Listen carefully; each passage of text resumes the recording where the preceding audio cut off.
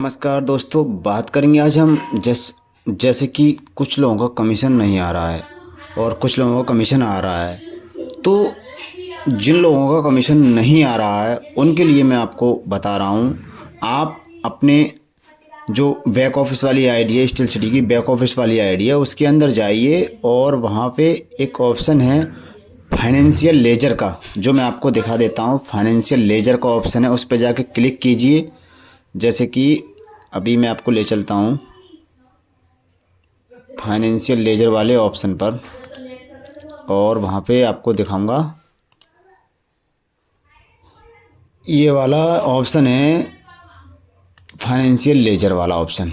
इस पर हम क्लिक करेंगे तो यहाँ पे अपना ब्रांच कोड डालना, जो आपका ब्रांच कोड है 01 हटा के लास्ट का, जैसे मेरा 53387 है। ठीक है, तो यहाँ पे आपका नाम और नीचे नीचे लिखा हुआ आएगा कमीशन। ठीक है ना, इस तरह से आएगा। इस पर क्लिक करने के बाद अपना सेलेक्ट कर लेना डेट और उसके बाद जनरेट पे क्लिक करके अपना देख लेना।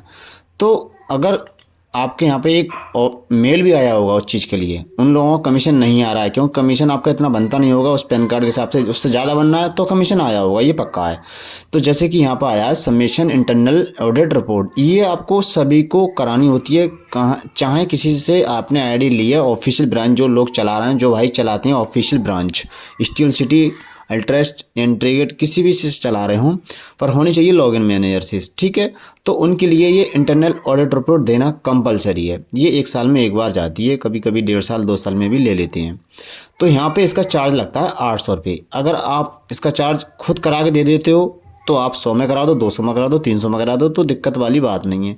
ये अपने यहाँ से खुद कराते हैं ऑटोमेटिक, तो कमीशन से डिडक्ट करते रहते हैं, तो इसका चार्ज आपसे कमीशन के रूप में काट लेते हैं जी। ये फॉर्म जिस तरह का मिलेगा आपको, ये है internal audit report checklist 10FC branch. तो इस तरह का ये अपना ब्रांच पूरा भर लेना है, यस या नो करके इसका प्रिंट आउट निकाल के, फिर सीए होता है एक, तो उसके पास ले जाएंगे तो वो आपको सीए से कंप्लीट कर देगा, अपनी मोहर सिग्नेचर लगा के, जो भी रहता है उसके पास वैलिड करके, फिर इनको लिए मेल कर दो तो आपके लिए आपके जो 800 रुपये की पेमेंट है वो यहाँ पे नहीं कटेगी।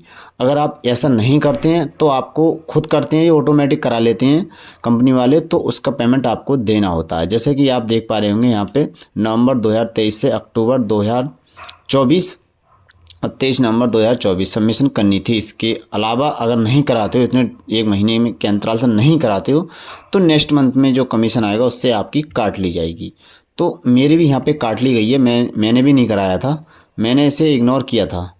मैंने ये होगा ऑटोमेटिक कटी, मतलब अपने आप चला जाएगा। मैंने मैम से बात की तो वो मैम से बोले कि कराना तो होता है, तो फिर मैं काम में लग गया, फिर मुझे याद नहीं रहा, तो मेरी तरफ से भी मेरा कट गया, मेरा भी कमीशन नहीं आ रहा है इसी वजह से। तो आप देख पाएंगे आपका भी कमीशन ना आने का कारण यही, आप जब तक ये पूरे ना होंगे, जब पूरे हो जाएंगे तब ये आप अगला कमीशन आपका चालू हो जाएगा। तो कुल मिला के जब तक ये आपको देना होगा ऑडिट रिपोर्ट का, जो ऑडिट रिपोर्ट है वो आपको करानी होती है और उस हिसाब से आपका मेल है वो मेल पे आएगा, जो आपने कंपनी में मेल डली हुई है आपकी, उस हिसाब से चेक कर लें अपना। तो मेरे को अक्टूबर में आया था और उसके बाद नवंबर, दिसंबर और जनवरी चल रही है, तो 1 महीने का इन्होंने टाइम दिया था, अगले महीने मेरी काट ली, कमीशन मेरा भी नहीं आ रहा है।